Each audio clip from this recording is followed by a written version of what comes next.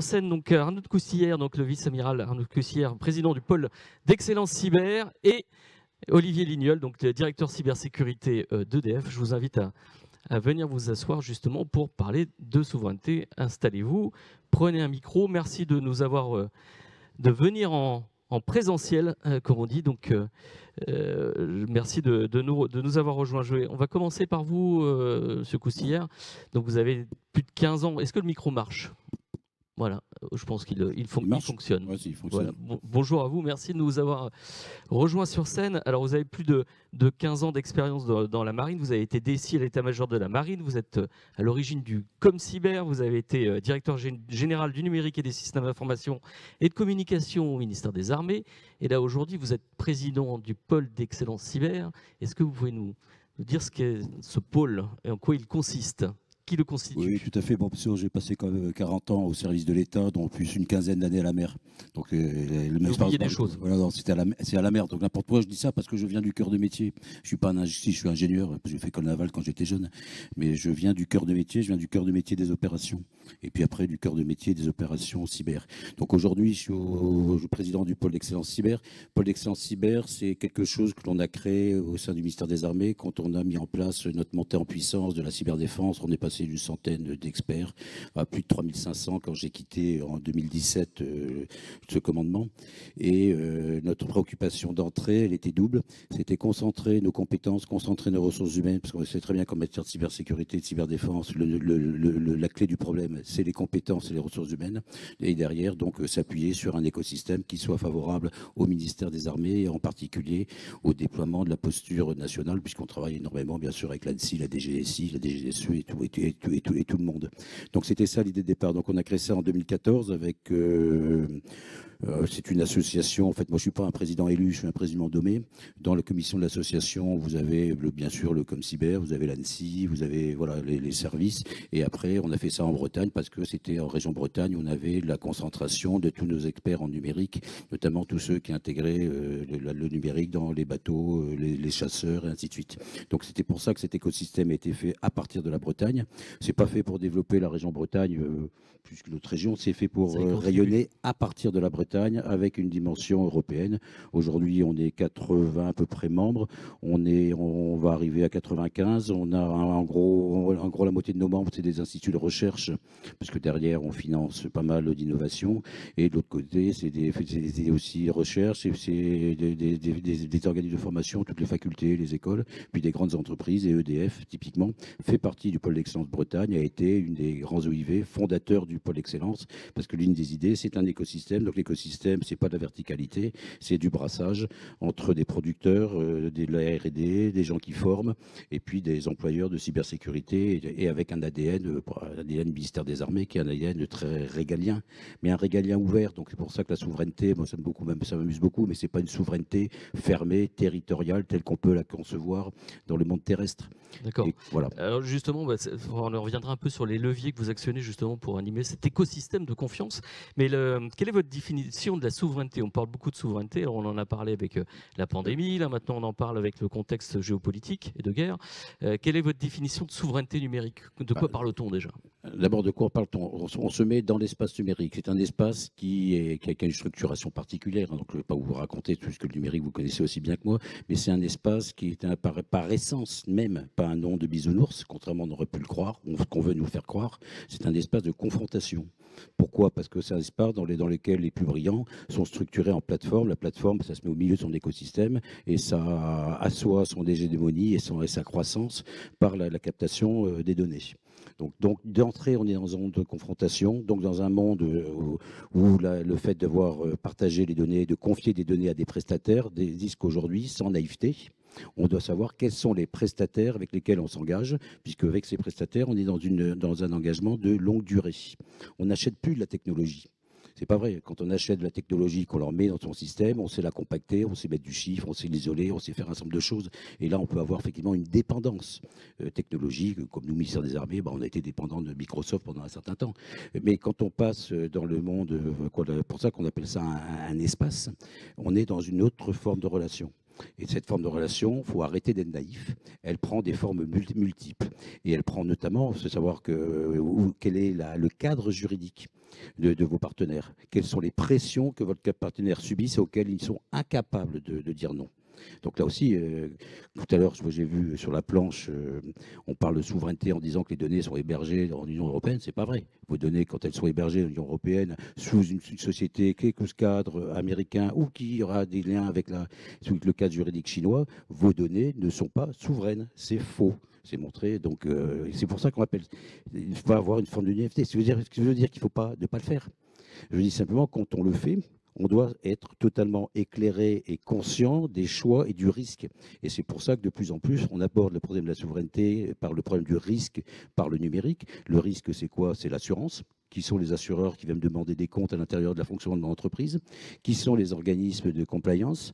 Quels sont les cadres juridiques? Et vous avez vu que depuis 2016, quand vous regardez, vous avez une extraterritorialité des lois américaines ou du cadre juridique américain qui est de plus en plus prégnant et de plus en plus important. Donc je dis simplement, il ne faut pas être naïf et il faut savoir faire des choix éclairés. Donc la souveraineté, le meilleur mot que souveraineté, c'est trouver quel est le bon chemin de votre organisation avec les bons partenaires qui correspondent à votre cadre juridique, à votre cadre d'action. Et en jargon militaire, ça s'appelle l'autonomie stratégique. Quand la France a voulu être autonome dans la matière de dissuasion nucléaire face à des gens qui étaient largement beaucoup plus puissants qu'elle, elle a créé cette espèce de vent qui s'appelle l'autonomie stratégique. C'est-à-dire face à des gens qui sont bien plus puissants que moi, que je ne pourrais pas résister, je vais faire les compromis qui vont bien et je vais essayer de trouver mon propre chemin. Et le chemin d'une société multinationale, même si elle est française, par rapport à une entreprise qui sera beaucoup plus nationale, n'est pas forcément le même. Ce n'est pas les mêmes partenariats. Donc il n'y a pas de définition unique de la souveraineté. Elle va dépendre de chacun des cas, de chacune des entreprises. Vous prenez des grandes entreprises du CAC 40, j'en prends une, je pense à Sanofi, dont 80% de la R&D vient du gouvernement américain. Il est clair qu'il n'a pas la même définition de la souveraineté que Thales. Quand on parlait d'écosystème de confiance, on est en plein dans ces écosystèmes mouvants. Olivier Lignol, est-ce que, alors, nul besoin de présenter EDF, mais vous avez deux activités, c'est l'activité nucléaire, l'activité grand public. Quelles sont aujourd'hui avant de passer sur le thème de la souveraineté, vos contraintes? J'imagine que les pressions aujourd'hui sont fortes, le contexte est un peu particulier. Alors, je pense que les pressions, la pression, elle existe depuis longtemps. C'est-à-dire que dans le domaine de la cybersécurité, le risque au sein du groupe est traité comme un risque prioritaire depuis 7-8 ans déjà. Donc c'est quelque chose qui est complètement considéré à ce niveau. Et donc le principe qu'on a par rapport à cette approche, c'est d'avoir une maîtrise des risques de ces éléments, d'une part par une approche de fond et vertueuse sur le management de la cybersécurité, mais aussi une capacité opérationnelle et une compétence qui permet de pouvoir protéger les éléments les plus sensibles de nos environnements. Et donc, on est grand public, effectivement, on est fournisseur de services d'énergie et de production d'énergie pour l'ensemble de la population française, en tout cas pour une grosse partie. Donc à ce titre-là, on a une partie de nos informations qui sont traitées en numérique et qui sont souveraines. Avec des menaces, de critiques sensibles, vous regroupez un peu tous les éléments. Quand on parle de souveraineté, alors vous faites partie du pôle d'excellence cyber, qu'est-ce que ça représente pour vous la souveraineté? Quels sont les enjeux de souveraineté au sein d'un groupe comme EDF? Donc, un peu déjà, de par la définition d'un opérateur critique, on est un opérateur dans le domaine de l'énergie, on a un certain nombre d'activités qui sont essentielles à la nation et donc à ce titre-là, on doit les traiter d'une manière complètement indépendante de tout acteur externe, de manière à pouvoir le protéger. Et donc ça, c'est une partie de la déclinaison de la souveraineté dans la partie numérique. Le deuxième aspect, pour rejoindre ce que vient de dire Arnaud, on pense que pour un certain nombre de données, pas toutes, et je rejoins complètement sur ce qui vient d'être dit, et puis c'est pas sur le territoire national, je m'inscris en faux par rapport à ce qui a été dit tout à l'heure aussi, l'important c'est que ces informations soient sous notre maîtrise et que ces informations ne puissent pas être accessibles par un tiers externe, que ce soit par une loi extraterritoriale ou autrement. Et donc on s'assure, dans ce cadre-là, uniquement pour ces données-là, pour ces processus critiques, qu'on a bien cette non-porosité par rapport à un tiers externe. Alors, un autre coup de cire, quand on revient un petit peu sur le fonctionnement du pôle d'excellence cyber, quels sont un peu vos leviers d'action pour justement, parce que là on a vu le contexte, on voit le cadre, mais quels sont un peu les moyens que vous mettez en place pour assurer cet écosystème de confiance, notamment qui intègre les entreprises? On l'a vu, ça intègre les organismes, l'éducation, c'est vraiment tout un écosystème. Quels sont vos moyens, vos leviers d'action? Maintenant, faut pas. Maintenant, comme toute association, ça a des moyens limités. Le gros intérêt du pôle excellence, c'est que ça rassemble des membres, ça fait travailler les membres ensemble, et puis se mettre dans une certaine posture pour répondre à des appels d'offres, pour répondre à des AMI au moment, dans le cadre de la stratégie cyber nationale ou dans le cadre de la stratégie européenne. Donc c'est plus quelque chose qui est pour moi un catalyseur d'innovation, un catalyseur de projet. Sinon, très classiquement, on est structuré sur un certain nombre d'axes de travail. Les 3 premiers, c'est clairement tout ce qui est recherche et développement. Là, on s'appuie très fortement sur toutes les préconisations et les démarches que lance la DGA, mais aussi la région, qui par les contrats CPER et ainsi de suite, ou par tout ce qui est le DIH européen aussi, puisque les régions sont des acteurs au niveau de l'Europe. Donc avoir un attelage régional plus national pour aller mettre des partenaires du PEC ensemble pour répondre à des appels à la région, le rôle du PEC va être une espèce de catalyseur. Voilà. Ensuite, on travaille beaucoup sur tout ce qui est formation. On a 25 organismes de formation, quasiment toutes les écoles représentées en Bretagne. Donc Epitech n'est pas particulièrement breton, mais il parle. Donc c'est pas un groupe qui s'arrête à la Bretagne. On a le centre d'excellence qui s'appelle Géode, qui fait de la recherche de haut niveau, qui dépend de l'Institut français de géopolitique Paris 8, puis après il y a l'université de Bretagne Sud, une université qui est à Laval. Donc on a à la fois des approches très géopolitiques appliquées au cyber et d'autres approches qui sont beaucoup plus techniques et très pointues. Donc comme on est assez proche, ça permet de développer des badges un peu particuliers validés par l'ANSSI. On doit représenter plus de 40% des formations Bac plus 5 représentées par l'ANSSI. Et puis ça appuie nos écoles à tout l'écosystème, Orange Cyberdéfense, Capgemini, Sopra Steria, Airbus, tous les grands opérateurs de cyber sont là.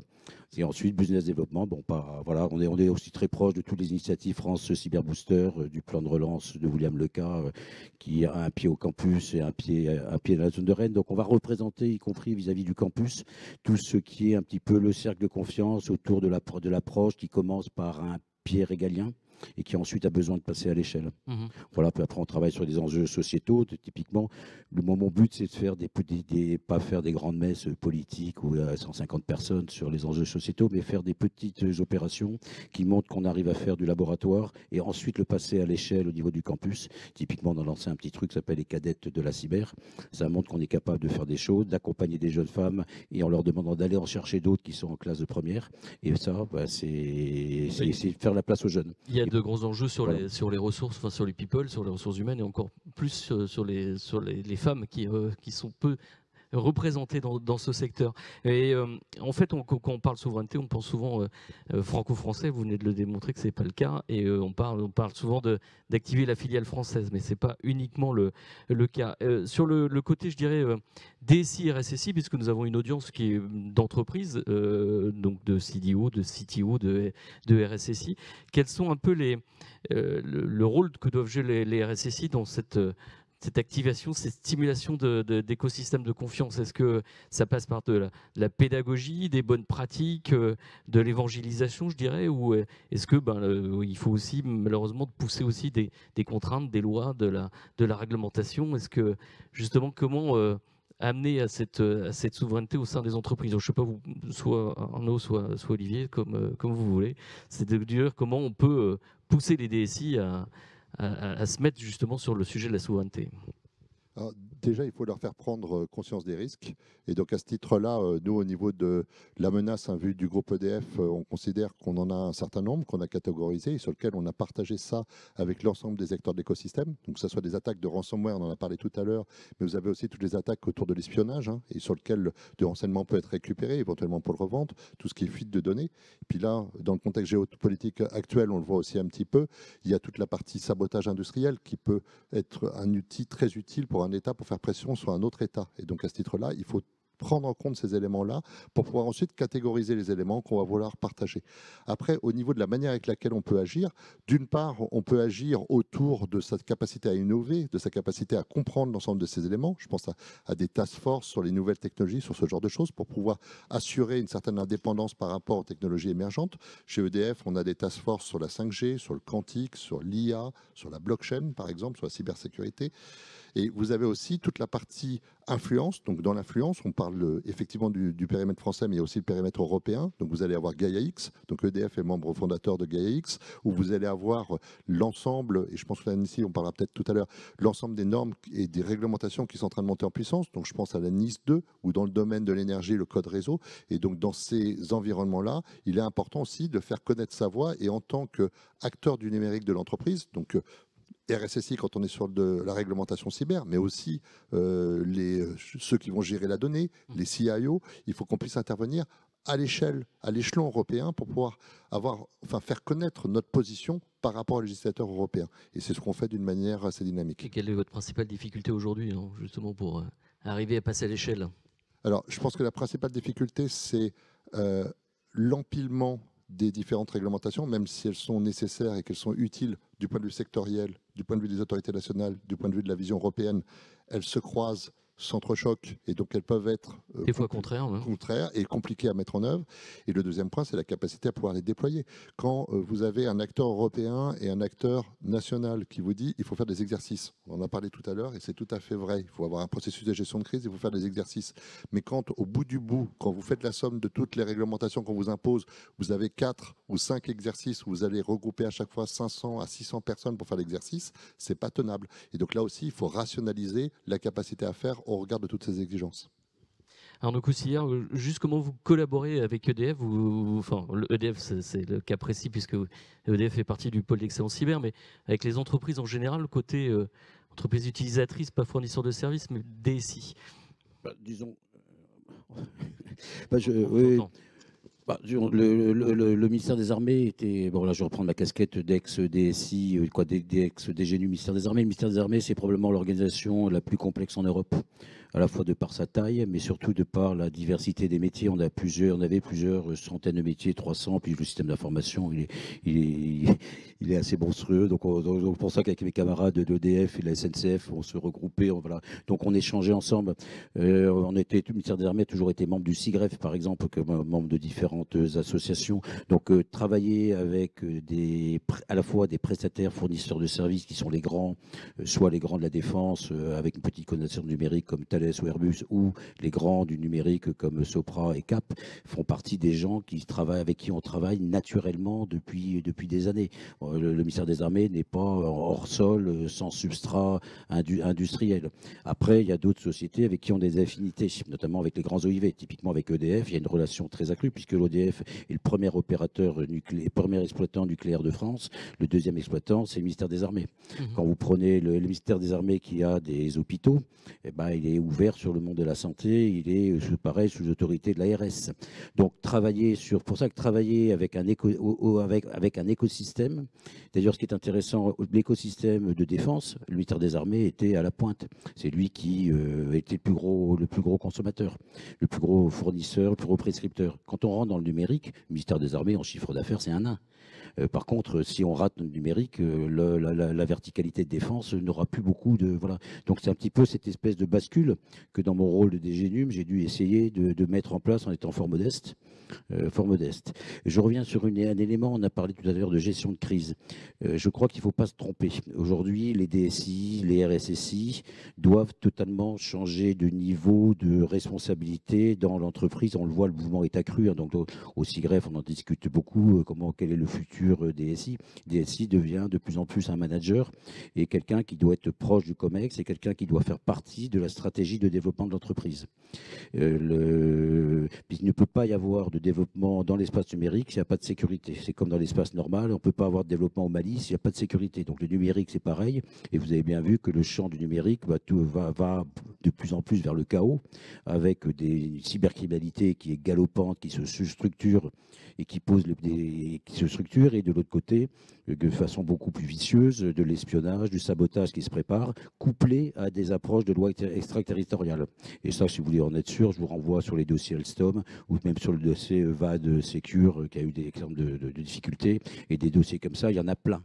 Donc, quand on veut regarder, on voit plein de choses. Donc aujourd'hui, les DSI, les RSSI, ils doivent plus simplement se contenter de faire de la cybersécurité technique en regardant l'IAM et ainsi de suite. Non, ils doivent replacer ça dans un contexte beaucoup plus large et doivent apporter une bonne connaissance de leurs partenaires. Aujourd'hui, typiquement, une société qui est peut-être une excellente technologie, mais qui a un pied avec sa R&D en Russie, est-ce que ça peut encore rester un partenaire? Il y a des questions auxquelles il faut être capable de répondre. Donc ça veut dire que quand on choisit un partenaire, il faut l'avoir étudié. On ne choisit pas qu'une technologie, c'est ça qui est important. Deuxième chose, la gestion de crise, ça se prépare. Et ce qui est intéressant, c'est l'attaque informatique, elle est normale aujourd'hui dans le milieu. Donc la question, c'est comment je me prépare à la crise, mais par contre, ce que l'on ne sait pas, c'est où, quand et comment. Donc on est typiquement dans des approches de crise, et si la crise cyber n'est pas résolue, comment je gère ma crise dans le monde réel?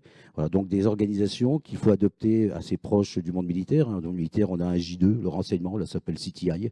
On a ensuite la J3, c'est la conduite, comment je fais le moyen terme, puis après c'est le J5, c'est le coup d'après, si la crise évolue, comment j'évolue. Puis tout ça, ça doit être connecté à de la com, bien sûr, comme externe mais comme interne, parce que psychologiquement, au sein d'une entreprise qui est attaquée, c'est très compliqué à vivre, à la fois pour les utilisateurs, mais aussi pour les personnes de la DSI. Donc ça se prépare. Et deuxième chose, si la crise cyber n'est pas résolue, comment je bascule très vite dans une crise réelle. Et ça, c'est particulier.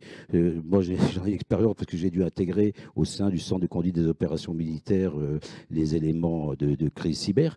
Et puis, une fois, je me suis retrouvé devant le sous-chef opération des armées qui me dit Arnaud, c'est quoi tes lignes d'opération? Attends, de quoi tu me parles? Mais ligne d'opération, moi je te parle d'informatique et toi tu me parles de ligne d'opération. Mais c'est lui qui a raison. C'est quoi tes lignes d'opération? C'est comment tu refais la reconquête de ton système d'information avec les priorités, sur quoi tu agis, et le tout exprimé en mots compréhensibles par quelqu'un qui n'est pas de la DSI. Voilà, donc c'est aussi un écosystème cyber à construire dans l'entreprise, qui concerne tout le monde, la com, oui, mais ça fait appel à beaucoup de pragmatisme, ça fait appel à beaucoup de bon sens, et ça fait appel à des choses qui ne sont pas compliquées, mais par contre où il faut s'entraîner, que les gens soient habitués à travailler ensemble et le même vocabulaire. Donc ça veut dire que derrière, il faut faire des exercices. Et l'exercice est très intéressant parce que l'exercice, ça permet d'avoir accès au COMEX et d'aller poser des questions qui gênent, alors que si on se concentre sur la crise technique, on reste finalement entre experts de la cyber. Il faut faire les deux. Voilà. Olivier, vous vouliez réagir, mais juste vous situez où au niveau de l'organigramme? Vous êtes rattaché à qui Je suis rattaché au DSI et je suis nommé par notre patronne qui est au COMEX. D'accord. Puisque mon périmètre couvre l'ensemble des systèmes d'information en termes de cybersécurité, donc les systèmes d'information type gestion, mais aussi la protection de site et aussi les systèmes d'information industriels. Donc tout l'ensemble des périmètres de l'entreprise. Juste vouliez réagir par rapport à ça. Je pense qu'effectivement, il faut avoir des processus de gestion de crise intégrés dans le processus de gestion de crise de l'entreprise. Alors pour moi, c'était plus facile parce que existait déjà le processus de gestion de crise du nucléaire. Donc on s'est accroché à l'ensemble des bonnes pratiques qui avaient déjà des processus existants. Et donc c'est pareil, on a réadopté l'ensemble de ce savoir-faire. Et le deuxième point qui est important, je pense, dans la réponse à incident, et Arnaud a raison, on est au-delà, mais très largement au-delà de la crise technique, on est au-delà de la problématique du DSI, on est plutôt dans la problématique de celui qui est impacté.